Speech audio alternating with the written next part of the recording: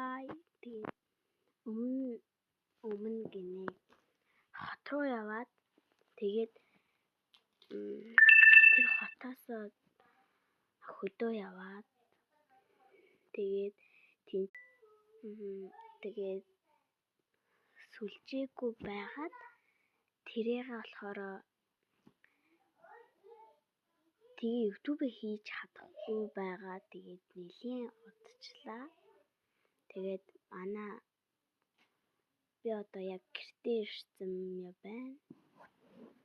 Гэртээ дараханд одоо бичлэгийг үргэлжлүүлээд хийхээр болсон байна.